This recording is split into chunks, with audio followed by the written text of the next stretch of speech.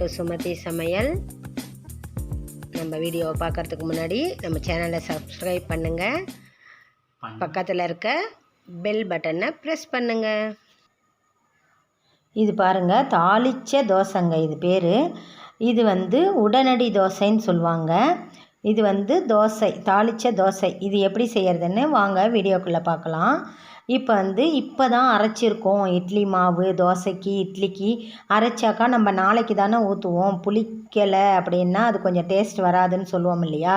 இது பாருங்கள், இப்போ அரைச்ச மாவு தாங்க. இப்போ ஒரு 7 மணிக்கு அரைச்சிட்டு நைட்டு 8 மணிக்கு டிஃபன் சாப்பிட்ற டைமில் கொஞ்சம் எதுவும் மாவு இல்லை அப்படின்னும்போது இது ஊற்றுனா ஒரு மாதிரி இருக்கும், நல்லா இருக்காது. நாளைக்கு தான் ஊற்றணும், புளித்த உடனே தான் மாவு நல்லா சாஃப்ட் வரும் அப்படின்னு சொல்லுவாங்க இல்லையா.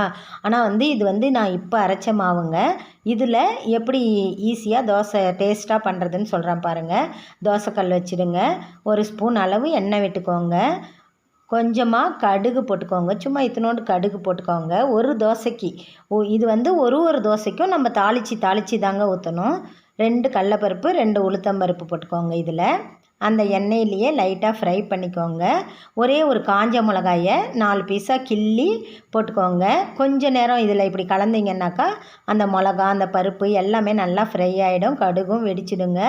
இந்த மாதிரி வெடித்த உடனே அப்படியே இதில் மாவை ஊற்றி நீங்கள் ஊத்தாப்பம் மாதிரி கொஞ்சம் ரொம்ப மெலிசாக வராதுங்க. ரோஸ்ட்டு தோசையெல்லாம் வராது, கொஞ்சம் தடியாக இந்த மாதிரி பரப்பி விட்டுக்கோங்க. பருப்பு எல்லாத்தையும் பரப்பி விட்டுட்டு இதில் இப்போ நடுவில் நம்ம இப்போ அரைச்சிருக்கோம் இல்லையா, அந்த மாவையே ஊற்றி இந்த மாதிரி நல்லா பரப்பி விட்ருங்க. தோசை ஷேப்பில் உங்களுக்கு எப்படி வருதோ அப்படி இது பண்ணி நீங்கள் கொஞ்சம் ஊத்தாப்பம் மாதிரி தடியாக தாங்க வரும் இது தோசை. இது தாளித்து ஊற்றுறதால ரொம்ப டேஸ்ட்டாக இருக்குங்க. இது இப்போ அரைச்ச மாவு அப்படின்னே கண்டே பிடிக்க முடியாதுங்க. ரொம்ப நல்லாயிருக்கும் இந்த தோசை, ரொம்ப டேஸ்டியாக இருக்கும். திடீர்னு யாராவது கெஸ்ட் வந்துட்டாங்கன்னா கூட இப்போ அரைச்ச மாவில் எப்படி தோசை ஊற்றுறது அப்படின்ட்டு இல்லாமல் பாருங்கள், நல்லா தாளித்து வாசனையாக இருக்கிறதால தோசை ரொம்ப நல்லா இருக்குங்க. இது ரொம்ப டேஸ்ட்டாக இருக்கும். இப்போ இது புதுசாக இப்போ அரைச்ச மாவுன்னே சொல்ல மாட்டாங்க, வித்தியாசமாக இருக்குங்க. தாளித்த தோசைங்க இது புது மாவில் எப்படி தோசை ஊற்றுறது அப்படின்றதுக்காக இந்த வீடியோ போட்டிருக்காங்க.